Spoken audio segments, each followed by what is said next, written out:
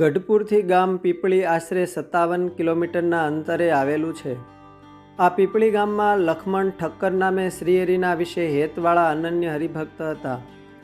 શ્રીજી મહારાજ જૂનાગઢ ફૂલદોલનો ઉત્સવ કરવા જતા હતા. તે કોટડા પીઠાથી દેવળિયા થઈને પીપળી ગામે સંઘમાં નિસરા. ત્યાં ભક્તજનો સામૈયું કરીને આવ્યા અને હેતે કરીને શ્રીહરિને ગામમાં લખમણ ઠક્કરને ઘેર પધરાવ્યા. ગયા દેવળીએ કરી દયા, ત્યાંથી પીપળીએ પ્રભુ ગયા. તહા લક્ષ્મણ ઠક્કર વાસ, ઉતર્યા તેના વાસની પાસ. શ્રીહરિએ સભામાં સૌને કુશળ સમાચાર પૂછ્યા. ત્યારે ગામના લોકો હાથ જોડીને કહે કે પ્રભુ, હાલ ગામમાં એક વાઘ આવ્યો છે, જે ગઈ રાતે આવીને ગામમાંથી એક ગાયનું મારણ કરીને ગયો છે. ત્યારે શ્રીહરિ મનુષ્ય ચરિત્ર કરતા કહે કે તમો સૌ ગામજનો વારા ફરતી આજની રાતે પેરો ભરજો ને આજ રાતે અમારું ને સંઘનું તમે રક્ષણ કરજો. એ સુણી સૌ હરિભક્તો હાથ જોડીને તૈયારી બતાવી. એ સમયે એ સભામાં ગામના મહાદેવ નામે વિપ્ર બેઠા હતા. શ્રીહરિના વેણ સુણીને એના મનમાં સંશય થયો કે લોકો આને ભગવાન કેમ કહેતા હશે? એ એનું રક્ષણ કરવાનું તો એના ભક્તોને કહે છે. જો એ ભગવાન હોય તો ભક્તનું રક્ષણ કરવા જોઈએ ને. એના આશરે આ બધા ભવસાગર કેમ તરશે? આમ મનમાં શંકાઓ થઈ. તહા વિપ્ર મહાદેવ નામ, ત્યારે બેઠો હતો તે હઠામાં.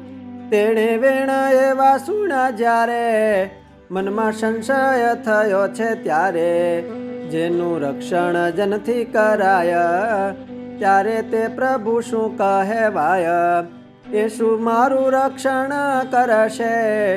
એના શરણથી શું ભવ તરશે? વળતા ગામમાં ફરીને પધારશું એવો કોલ દઈને શ્રીહરિ તો બીજે દિવસે સૌ સાથે સંઘમાં જૂનાગઢ જવા સારું ચાલી નીસરા. થોડા સમય પછી જૂનાગઢથી ઉત્સવ કરીને વળતા શ્રીજી મહારાજ પીપળી ગામે ફરીને પધારતા સૌ ભક્તોજન દર્શન કરવા માટે આવ્યા. પણ ગામના વિદ્વાન મહાદેવ ગોર દર્શન કરવા માટે આવ્યા, પણ સંકલ્પ કરીને છેટા રહ્યા. ગામને પાદર વડેઠે સભા કરવાનું નક્કી થયું. મહારાજને સભામાં વિરાજવા માટે બેઠક કરવાની ભક્તો વચ્ચે ખેંચતાણ થઈ.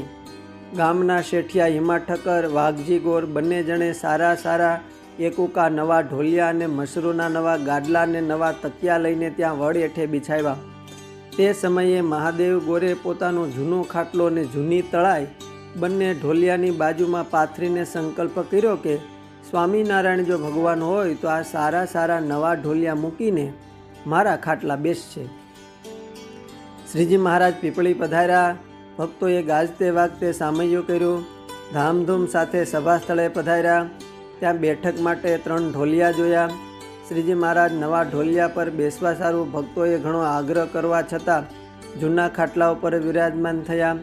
ઢોલીએ બિરાજતા સ્વામિનારાયણ ભગવાનના ચરણમાં આંસુ નીતરતી આંખે મહાદેવ ગોર હાથ જોડીને પ્રણામ કરીને માફી માગવા લાગ્યા ને હાથ જોડીને સ્તુતિ કરવા લાગ્યા. આ જોઈને સૌ નવાઈ પામ્યા. મહારાજને પૂછવા લાગ્યા કે આ ગોરબાપા શું કહે છે? મહારાજે સૌ ભક્તોને 3 ઢોલિયાનો ભેદ કહ્યો. તેથી સૌ ગામ લોકો ઘણા આશ્ચર્ય પામ્યા. મહાદેવ ગોર આ પ્રસંગથી દ્રઢ નિશ્ચય કરીને વર્તમાન ધારણ કરીને સત્સંગી થયા ને પોતે ત્યાં જ શ્રી સ્વામિનારાયણ ભગવાનને શરણે થયા. પછી નાથ પધાર્યા ત્યાં 3 ઢોલિયા ઢાળેલા જ્યાં. જૂના ઢોલિયા પર જગાદીશ, રાજી થઈને વિરાજા મુનીશ. મહાદેવે કહ્યું જોડી હાથ, તમે સત્ય પ્રભુ કૃપાનાથ.